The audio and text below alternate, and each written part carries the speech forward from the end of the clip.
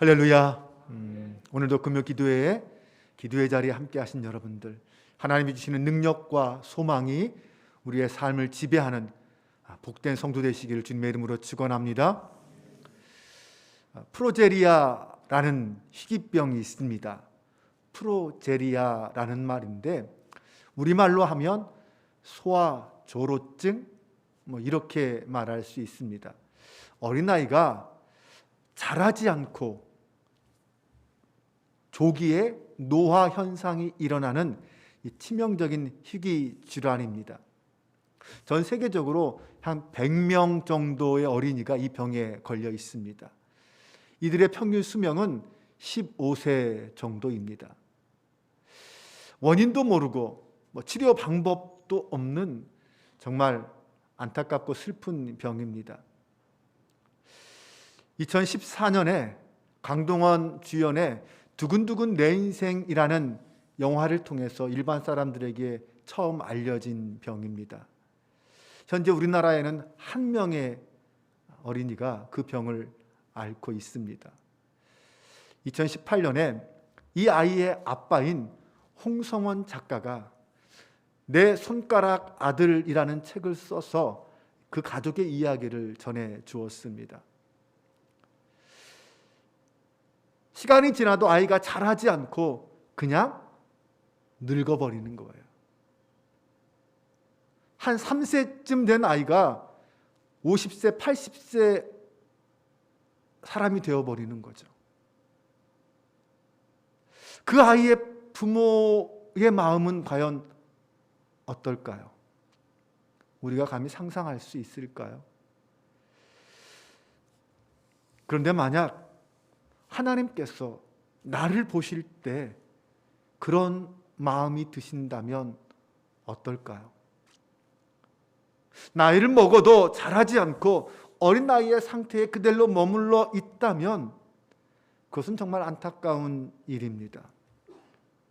특히 영적으로 자라지 못하는 것은 단순히 슬픔만이 아닙니다. 하나님 편에서 볼 때 그것은 죄입니다.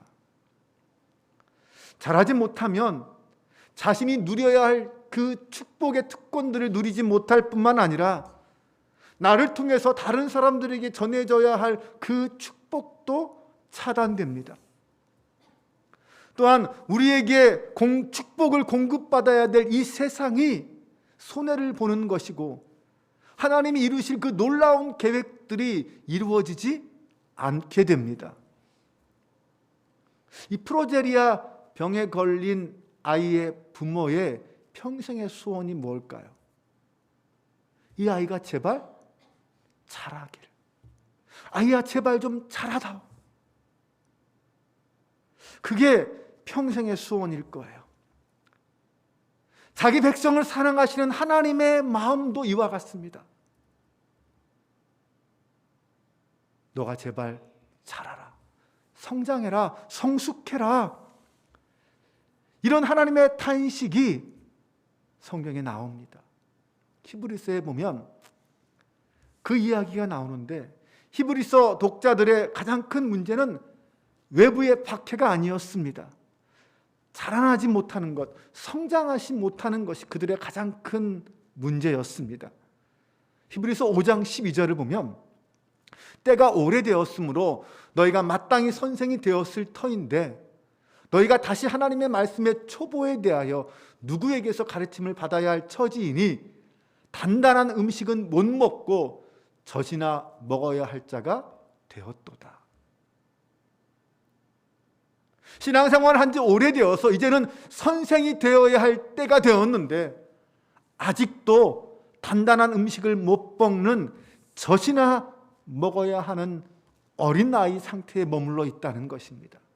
그것을 바라보는 하나님의 마음은 얼마나 속상할까요? 얼마나 안타까울까요? 성도는 날마다 자라야 합니다. 해마다 성장해야 합니다. 우리의 믿음과 우리의 인격은 점점 성숙해져야 합니다. 이것이 건강한 성도의 건강한 모습입니다. 사실 우리의 신앙의 연수가 당연히 우리를 성숙시키는 것은 아닙니다.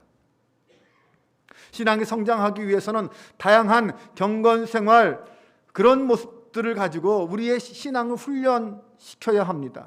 물론 그렇다고 그런 훈련과 연습이 우리의 신앙의 성공을 보장하지는 않습니다. 무조건 성숙하는 것도 아닙니다. 신앙의 성숙은 믿음 안에서 자기 자신과의 끊임없는 싸움을 통해서 성숙할 수 있습니다. 나 자신과 영적으로 끊임없이 싸울 때, 그 싸움에서 승리할 때 우리는 조금씩 성장할 수 있다는 것입니다. 2022년이 여러분의 신앙을 성숙시키고 온전케 하는 복된 한 해가 되시기를 주님의 이름으로 축원합니다.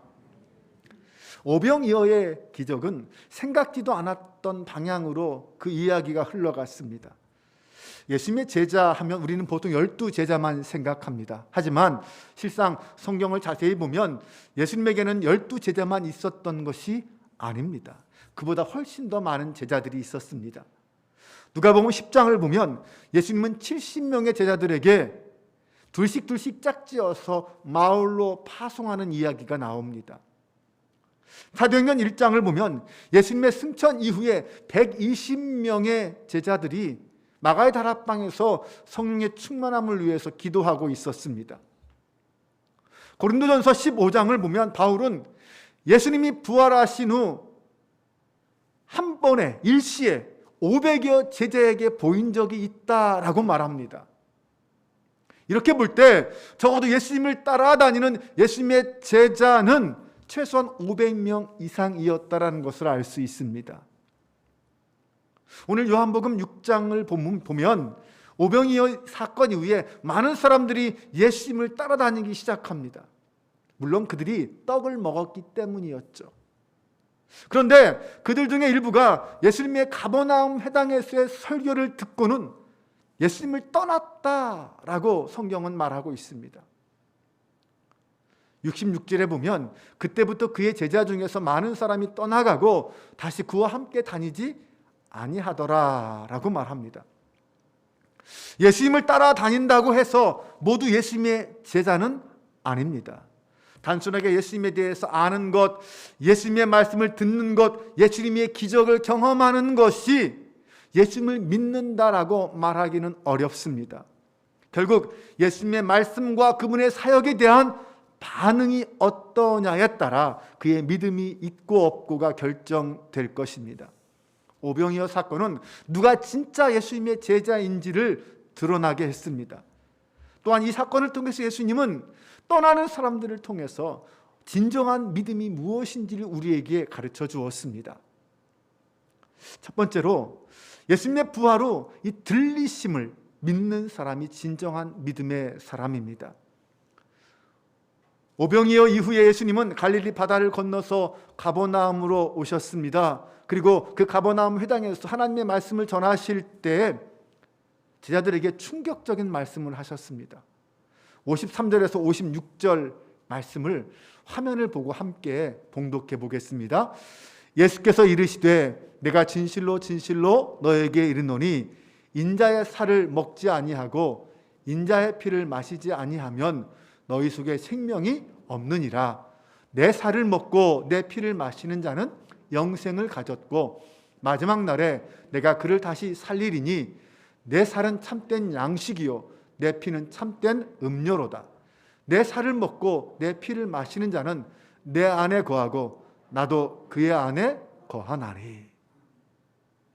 네, 예수님은 뭐라고 말씀하셨습니까? 인자, 곧 예수님 자신을 가리키죠. 그 예수님의 살을 먹고 피를 마시면 생명을 얻을 수 있다. 하지만 살을 먹지 않고 피를 마시지 않으면 영생을 얻을 수 없다라고 말합니다.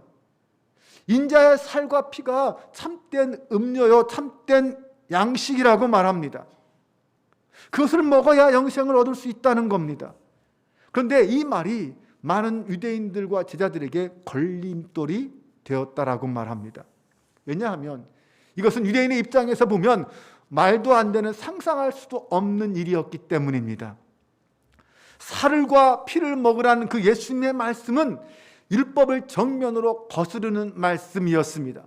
율법은 살인하지 말라고 말합니다. 살을 먹는다는 것은 뭐예요? 그를 죽이고 그 인간의 살을 고기로 먹는다는 말 아닙니까? 네, 또 율법은 피는, 새나 짐승의 피는 어떤 피든 먹지 말라고 말합니다. 피는 생명이라고 말합니다. 그러니 이 말씀이 걸림돌이 되는 것은 당연한 일이었습니다. 그 말이 걸림돌이 되자 예수님이 그들에게 다시 이렇게 말씀하십니다. 인자가 하늘로 올라가는 것을 보면 믿을 수 있겠느냐? 무슨 말입니까? 그것은 예수님의 승천을 말하는 것입니다. 예수님은 사람들의 손에 의해서 들려 십자가에 달려 못 박혀 죽으십니다. 그리고 부활하시죠. 그리고 하나님의 권능에 들려서 다시 하늘 보좌로 오르십니다. 이 예수님을 믿어야 한다는 거죠.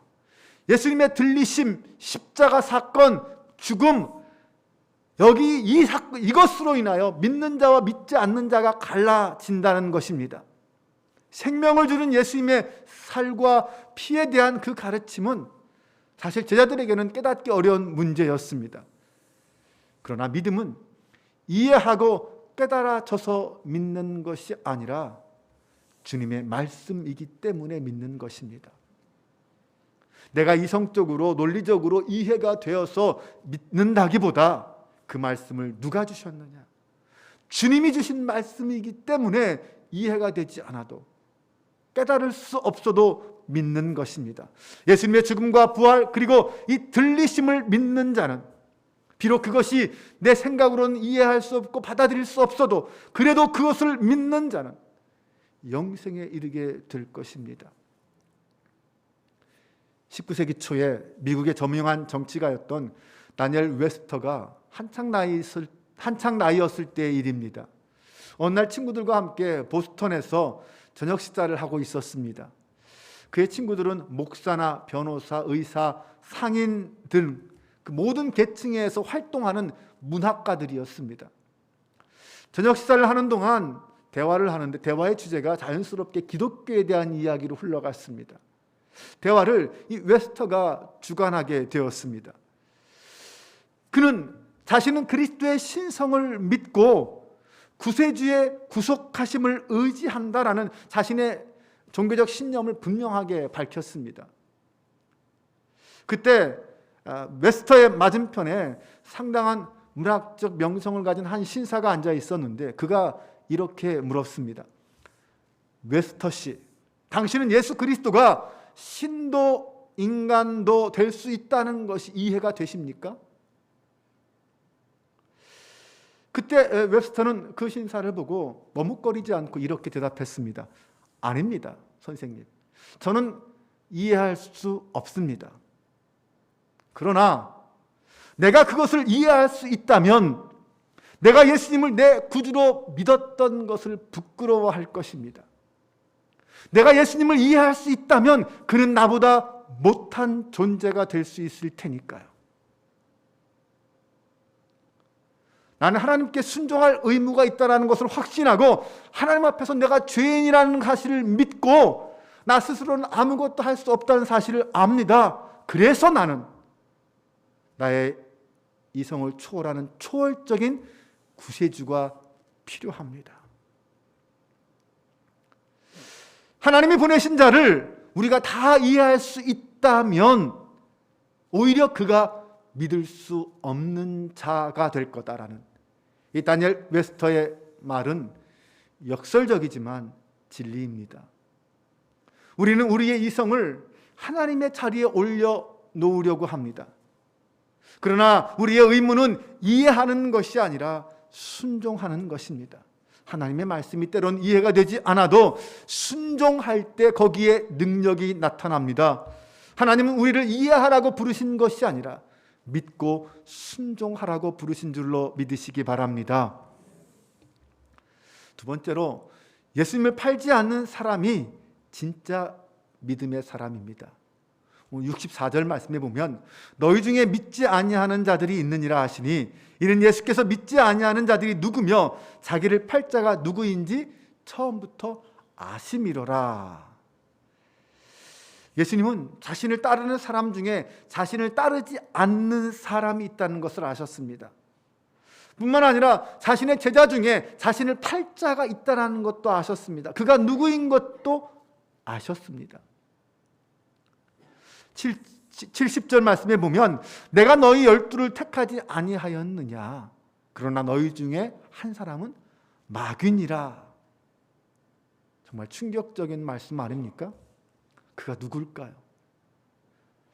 요한은 그가 바로 가룟 유다라고 분명하게 명시합니다. 이 가룟 유다도 사실은 겉보기에는 예수님의 충실한 제자였습니다. 그는 예수님께 부름 받았습니다. 그래서 12 제자 중에 하나가 되었어요. 그도 보내심을 받고 귀신도 내어쫓고 병자도 고치는 능력도 행했습니다. 예수님을 따라서 예루살렘까지 왔습니다. 그러나 그는 마지막 십자가를 지시기 직전 자신의 이익을 위해서 예수님을 배신하고 팔았습니다. 그러므로 이 겉모습으로는 예수님을 배신할 자인지 아닌지 구분할 수 없습니다. 그러나 십자가 앞에 서면 그가 정말 영생에 이르는 진정한 믿음을 가진 자인지 아닌지가 분명하게 드러납니다. 십자가 앞에서 가룟 유다의 본질이 드러난 것처럼 만약 우리가 나의 십자가를 지고 주님을 따라야 한다면 그 십자가 앞에서의 나의 선택에 의해 우리의 믿음이 진짜인지 가짜인지 드러나게 될 것입니다. 십자가를 피해 도망친다면 예수님을 향한 우리의 믿음은 가짜일 거고, 기꺼이 나의 십자가를 지고 주님의 뒤를 따라가기를 선택한다면 주님을 향한 그의 믿음은 진짜 믿음일 것입니다. 예수님을 믿는 사람은 자신의 이익 때문에 십자가 앞에서도 예수님을 따르는 것을 포기하지 않습니다. 물론 한 번만 참으면 많은 이익이 내게 올 수도 있습니다. 딱 한 번 눈 감으면 나에게 많은 이익이 올 수도 있습니다. 그러나 진짜 그리스도인은, 진정한 믿음의 사람은 이 땅에 소망을 두는 사람이 아닙니다. 이 땅의 이익이 아니라 영원한 생명을 붙잡기 위해 살아가는 사람이 진정한 믿음의 사람입니다. 세 번째로, 끝까지 예수님을 따르는 사람이 진정한 믿음의 사람입니다. 66절 말씀에 보면 그때부터 그의 제자 중에서 많은 사람이 떠나가고 다시 그와 함께 다니지 아니하더라. 영원한 생명의 떡에 대한 예수님의 말씀이 많은 사람들에게 걸림돌이 되었다고 했습니다. 결국 많은 제자 중에서 제자 중에 많은 사람들이 예수님의 곁을 떠났습니다. 아마 그들은 더 이상 예수님이 자신의 희망이 아니다라고 생각했을 것입니다. 예수님이 더 이상 자신의 인생에 도움이 되지 않는다라고 여겼기 때문에 예수님을 떠났을 것입니다. 하지만 그것보다 먼저 우리가 기억해야 할 말씀이 있습니다. 65절 말씀이에요. 내 아버지께서 오게 하여 주지 아니하시면 누구든지 내게 올 수 없다. 그들이 떠나는 것은 물론 자신이 예수님에 대한 믿음, 예수님에 대한 신뢰가 없었기 때문에 떠났지만 먼저 하나님께서 그들로 하여금 진정으로 예수님을 믿는 자로 허락해 주지 않으셨기 때문이라는 것입니다. 그에게 진정한 믿음을 허락해 주지 않으셨기 때문에 그들은 예수님을 떠날 수밖에 없었던 것입니다. 믿음보다 욕심이 앞섰던 거죠. 그렇게 많은 사람들이 예수님을 떠난 후에 예수님은 12 제자에게 물었습니다. 너희도 나를 떠나려느냐? 그때 베드로가 대답하죠. 영생의 말씀이 주께 있사오니 우리가 누구에게로 가오리까? 우리가 주는 하나님의 거룩하신 자인 줄 믿고 알았사옵나이다. 예수님이 어떤 분인지 알려면 먼저 믿어야 합니다. 믿음이 먼저입니다. 믿어야 알 수 있고 이해할 수 있습니다. 복음서에 보면 예수님을 안다고 하는 많은 사람들이 나오는데 그렇다고 그들이 다 예수님을 믿은 사람은 아니었습니다. 예수님 시대에 대제사장들, 서기관들, 바리새인들, 사두개인들, 심지어 가룟 유다도 예수님을 제대로 알지 못했습니다. 왜요? 믿지 않았기 때문입니다. 더 충격적인 사실은 예수님이 누구인지 가장 잘 아는 존재는 사탄이라는 것입니다. 우리는 모두 예수님을 잘 안다고 생각합니다. 성경을 읽고 설교를 듣고 말씀을 공부하다 보면 예수님이 누구인지 압니다. 그러나 기꺼이 예수님을 끝까지 믿고 따르겠다라는 믿음이 없으면 예수님을 제대로 아는 것은 아닙니다. 진정한 믿음은 믿고 순종하는 데까지 나아가는 것입니다. 믿는 자들은 그래서 날마다 자신의 믿음을 점검해야 합니다. 나의 순종은 어디까지인가? 스스로 자신을 묻고 따라 보아야 합니다. 참된 제자는 자기의 의를 포기하고 전적으로 주님께 나아갑니다. 순종이 없으면 제자됨도 없습니다. 사실 누구나 예수님을 따를 수 있는 것처럼 보입니다. 그러나 성경은 모두가 예수님을 따르는 믿음을 가진 사람이다 이렇게 말하지 않습니다. 그가 정말 예수님의 부활을 믿는가? 그에게 정말 불이익이 온다 해도 예수님을 배반하지 않고 따를 것인가? 그가 정말 끝까지 신실하게 변함없이 주님을 따르는가? 이것이 바로 진정한 믿음을 보여주는 시금석입니다. 오늘도 하나님은 주님을 끝까지 따르는 참 제자, 진정한 믿음의 사람을 찾고 계십니다. 오늘 저와 여러분이 바로 그 주님의 참 제자가 되어 마지막까지 순종하는 하나님의 사람들이 될 수 있기를 주님의 이름으로 축원합니다.